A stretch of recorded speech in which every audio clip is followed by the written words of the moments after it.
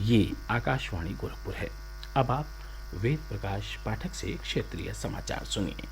प्रधानमंत्री नरेंद्र मोदी ने आज वीडियो कॉन्फ्रेंसिंग के माध्यम से वाराणसी में अखिल भारतीय महापौर सम्मेलन की अध्यक्षता की। उन्होंने कहा कि शहर अर्थव्यवस्था के विकास वाहक हैं। उन्होंने कहा कि शहरों को जीवंत अर्थव्यवस्था का केंद्र बनाया जाना चाहिए। प्रधानमंत्री ने महापौरों से अपने शहर को जीवंत, स्वच्छ और सुंदर बनाने का आग्रह किया।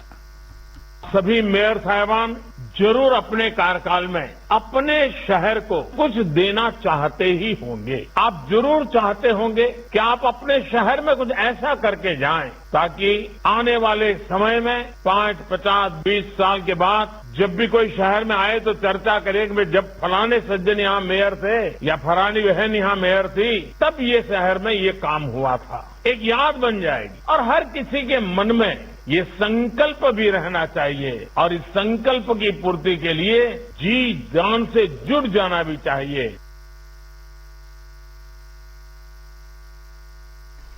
वाराणसी में किए गए नवीकरण कार्यों की चर्चा करते हुए श्री मोदी ने कहा कि काशी का विकास देश के अन्य शहरों की प्रगति का रोडमैप होगा।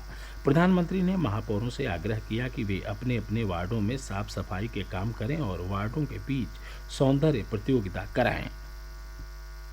अगर शहर के वार्डों में कंपटीशन होगी, वार्ड के काउंसिलर्स के बीच में स्पर्धा होगी, तो उसका टोटल जो इफेक्ट है वो पूरे शहर का रूप बदलने में काम आएगा।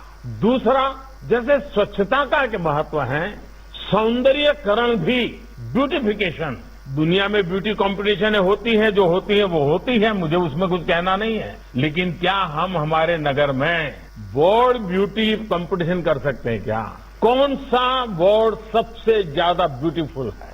सफाई का पैरामीटर हो सकता है, सौंदर्य की दृष्टि से किए गए इनिशिएटिव का पैरामीटर हो सकता है। हर नगर अपना विकसित करे, जूरी बनाए। प्रधानमंत्री ने कहा कि देश के अधिकतर शहर पौराणिक हैं और परंपरागत तरीकों से विकसित किए गए हैं। उन्होंने कहा कि आधुनिकता के इस युग में इन शहरों की पुरातनता भी महत्वपूर्ण है। श्री मोदी ने कहा कि मौजूदा ढांचे को ध्वस्त करना ही एकमात्र तरीका नहीं है, बल्कि इनके जीर्णोद्धार और संरक्षण पर भी ध्यान दिया जाना चाहिए।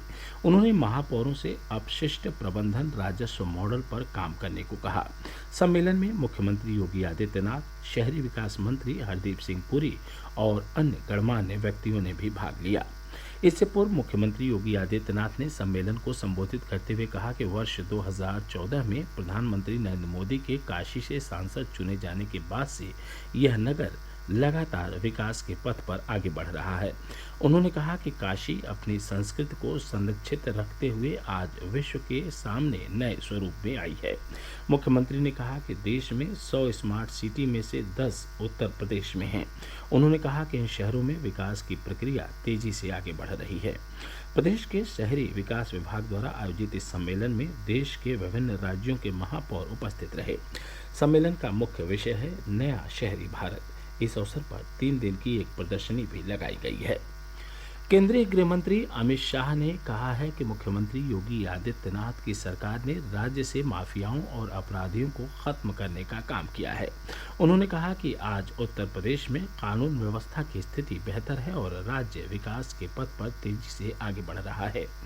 लखनऊ में आज भाजपा और निषाद पार्टी की संयुक्त रैली को संबोधित करते हुए श्री शाह ने कहा कि केंद्र सरकार किसानों, गरीबों और समाज के सभी वर्ग के लोगों के लिए लगातार कार्य कर रही है। उन्होंने कहा कि केंद्र सरकार ने कोरोना महामारी के संकट के समय जरूरतमंद लोगों को निःशुल्क खाद्यान्न उपलब्ध कराया। इससे पूर्व मुख्यमंत्री योगी आदित्यनाथ ने अपने संबोधन में कहा कि प्रदेश सरकार माफियाओं और अपराधियों के खिलाफ कड़ी कार्रवाई जारी रखेगी।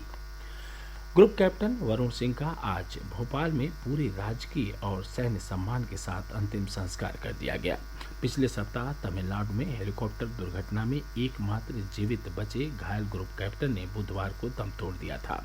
कर्नाटक के बेंगलुरु के कमांड अस्पताल में उनका इलाज चल रहा था। मुख्यमंत्री शिवराज सिंह चौहान ने बैरागढ़ शमशान घाट पर उन्हें अंतिम श्रद्धांजलि दी। प्रदेश में कोविड टीकाकरण तेज गति से चल रहा है। अब तक 18 करोड़ 40 लाख से अधिक टीके लगाए जा चुके हैं। इनमें से 12 करोड़ 12 लाख टीके पहली डोज के रूप में और 6 करोड़ 27 लाख टीके दूसरी डोज के रूप में लगाए गए हैं।